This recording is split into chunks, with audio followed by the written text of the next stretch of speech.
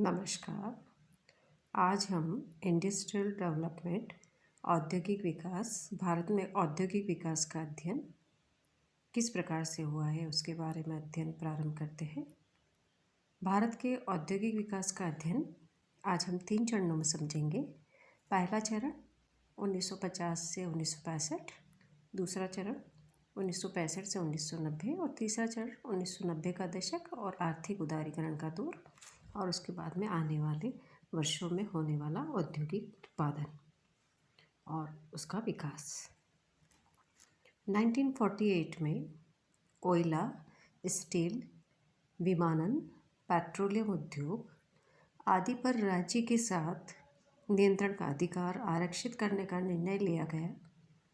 अन्य सभी उद्योग निजी उद्योगों के लिए खुले थे। 1965 में एक प्रस्ताव पारित किया गया था जिसके तहत निजी पूंजी को उद्योग के आरक्षित क्षेत्रों में प्रवेश करने की अनुमति दी गई थी। कई शीर्ष क्रम के उद्योगपति केंद्रीय सलाहकार परिषद और विकास परिषद के सदस्य थे। अब हम देखते हैं पहला चरण 1950-1965 का। इस समय में भारतीय औद्योगिक क्षेत्र की जो विशेषताएं थी वो इस प्रकार से थी। अधिकांश उपभोक्ता सामान उद्योग पूंजीगत सामान उद्योग थे जिनके परिणाम स्वरूप औद्योगिक विकास हुआ। 1950 के दशक की शुरुआत में उपभोक्ता वस्तुओं के उद्योग का अच्छा पूंजीगत माल उद्योग का अनुपात 62.38 था। औद्योगिक क्षेत्र बहुत कमज़ोर अवसंरचना के साथ अविकसित था।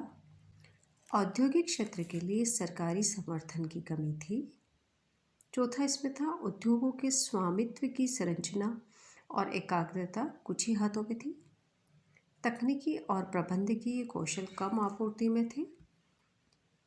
इसमें पहले 5 वर्षीय योजनाओं के औद्योगिकीकरण के लिए किसी भी बड़े पैमाने पर कार्यक्रमों की परिकल्पना नहीं की थी। योजना ने निजी और सार्वजनिक दोनों क्षेत्रों के विकास के लिए भारतीय अर्थव्यवस्था को एक व्यवहारिक रूप देने का प्रयास किया। सार्वजनिक क्षेत्र में कई उद्योग स्थापित किए गए। उनमें से महत्वपूर्ण थे Hindustan shipyard, Hindustan tools, integral coach factory आदि। दूसरी पंचवर्षीय योजना औद्योगिकीकरण को उच्च प्राथमिकता दी गई। योजना प्रसिद्ध महलानोबिस मॉडल पर आधारित थी। महलानोबिस मॉडल ने औद्योगिक विकास के लिए एक मजबूत आधार तैयार करने के लिए बड़े पैमाने पर बुनियादी और पूंजीगत सामान उद्योग स्थापित करने का काम किया। इस योजना में लौह और इस्पात, कोयला, भारी इंजीनियरिंग, मशीन निर्माण, भारी रसायन और बुनियादी मात्रा के सीमेंट उद्योग में पर्याप्त निवेश शामिल है। तीसरी योजना मशीन निर्माण उद्योगों पर विशेष जोर देने के साथ बुनियादी पूंजी और निर्माता अच्छा उद्योगों की स्थापना से दूसरा योजना की रणनीति का पालन किया गया। नतीजतन दूसरी और तीसरी योजना ने पूंजीगत माल उद्योगों के निर्माण पर बहुत जोर दिया। अधिकांश पूंजी अच्छे उद्योगों का निर्माण सार्वजनिक क्षेत्र के अंतर्गत किया जाता है। दूसरा चरण 1965 से 1980 औद्योगिक मंदी की अवधि कही गई, जिसे पहली 3 पंचवर्षीय योजनाएं ज़्यादातर कैपिटल गुड्स सेक्टर के विकास पर केंद्रित थी। परिणाम स्वरूप उपभोक्ता वस्तु क्षेत्र उपेक्षित रह गया। उपभोक्ता वस्तु क्षेत्र, जिसे वेज गुड सेक्टर के रूप में भी जाना जाता है, ग्रामीण अर्थव्यवस्था की रीढ़ की हड्डी माना जाता है। इसकी पूरी उपेक्षा के कारण औद्योगिक विकास दर में गिरावट आई है। यह मंदी चौथी और 5वीं योजना के दौरान विकास दर पर स्पष्ट है। औद्योगिक विकास दर वर्ष 1971-72 में 5.6% से गिरकर वर्ष 1973-74 में 0.8% हो गई। 1979-80 में 5वीं योजना के अंत में औद्योगिक विकास की दर गिरकर 1.6% पर आ गई। 1965 और 80 की अवधि को संरचनात्मक प्रतिगमन की अवधि के रूप में चिह्नित किया जाता है, जहां पूंजी अच्छे क्षेत्र और बुनियादी उद्योगों की वृद्धि पर भी गिर गई है। 1980 के दशक की अवधि को औद्योगिक सुधार की अवधि माना जा सकता है। इस अवधि में औद्योगिक विकास दर में सुधार देखा गया। छठी योजना के दौरान औद्योगिक विकास दर 6% से अधिक और सातवीं योजना के दौरान 8.5% देखी गई। इस अवधि को विनिर्माण और पूंजीगत अच्छे क्षेत्र में एक महत्वपूर्ण सुधार के रूप में चिन्हित किया गया था।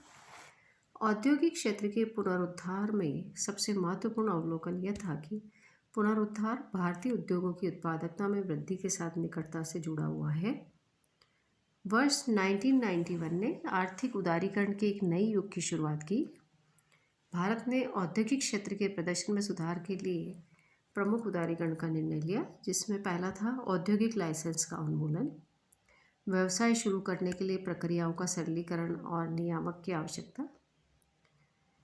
इस क्षेत्र में कटौती विशेष रूप से सार्वजनिक क्षेत्र के लिए आरक्षित है।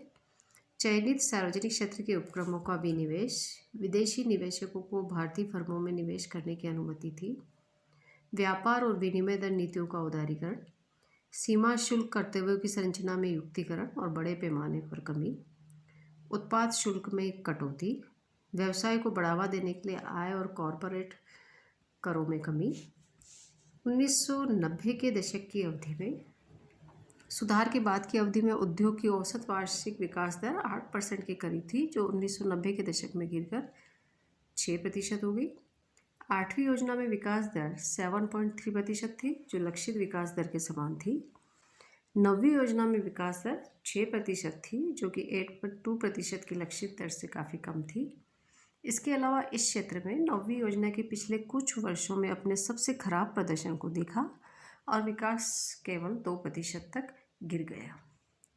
नई शताब्दी के बाद की अवधि में औद्योगिक क्षेत्र में तेज सुधार और पुनरुद्धार हुआ। 10वीं और 11वीं योजना में औद्योगिक उत्पादन की उच्च वृद्धि दर देखी गई। 10वीं योजना के प्रारंभिक वर्षों के दौरान औद्योगिक क्षेत्र की वृद्धि दर 5% थी। बाद के वर्षों में विकास दर बढ़ी। 2003 और 4 में 7%, 2004 और 5 में 8% और 2006 और 7 में 11% तक पहुंच गई। समग्र रूप से योजना के लिए वृद्धि दर 8.2% थी। 11वीं योजना के दौरान औद्योगिक विकास में काफ़ी उतार चढ़ाव देखा गया। 8% से अधिक बढ़ने के बाद वर्ष 2008 और 9 में विकास गिरकर 2.8% हो गया। इस पतन का मुख्य कारण वैश्विक वित्तीय संकट था, जिसने वर्ष 2008 में विश्व को भी इससे नुकसान हुआ।